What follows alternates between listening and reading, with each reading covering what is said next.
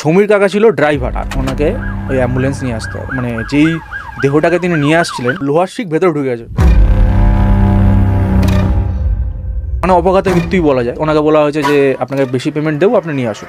এবার গাড়িটার মধ্যে দুজন বসা ছিল পিছনে, আর লাশটাকে পোস্টমর্টম করার পরে যে স্ট্রেচার হয়, স্ট্রেচারের মধ্যে দড়ি দিয়ে বেঁধে নিয়ে আসছিলো যাতে না পড়ে যায়। হঠাৎ উনি যেটা একটা ফিল করে, একটা আওয়াজ, ধুম করে একটা আওয়াজ, ওই যে ডেড বডিটা ছিল ওটা স্ট্রেচার থেকে নিচে পড়ে গেছে। তো একটু মানে ঝামেলা হয়, তারপর আবার গাড়ি চলা শুরু করে।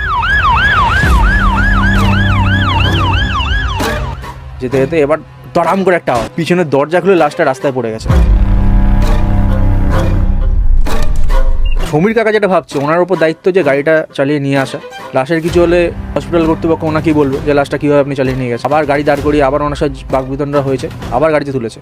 কোনো লজিক খুঁজে পাচ্ছিল না সবাই, বাট বুঝতে পারছিল কিছু একটা ঘটছে। এবার গাড়ি স্পিড দিচ্ছে, ভাবলো তাড়াতাড়ি চলে যাক। স্পিড দিচ্ছে, বলছে স্পিড নাকি 30-এর উপরে আর যাচ্ছি না। তো বলে যে আপনি লাশটা যে মানে গাড়িটার মধ্যে আনছেন, লাশটাকে স্নান করিয়েছিলেন। একটা নিয়ম আছে যে যদি অপঘাতে মৃত্যু হয়, ওই লাশটাকে নাকি স্নান করিয়ে তারপর গাড়িতে তুলতে হয়। তো ওই লাশটাকে স্নান না করিয়ে গাড়িতে তুলেছিল। ওই রাস্তাটা 5 মিনিট রাস্তা, ওইটা প্রায় 30 মিনিট ধরে ওই রাস্তা দিয়েই ঘুরছে। ওই পেশেন্ট পার্টি বলে যে এই রাস্তাটা না দিয়ে একটা সাইডে একটা রাস্তা আছে, ওই রাস্তা দিয়ে যান। ওখানে একটা নাকি হনুমান মন্দির আছে। গাড়িটা ওই হনুমান মন্দিরের সামনে দাঁড় করিয়েছে, একটু প্রে করে আবার গাড়িটা চালিয়েছে।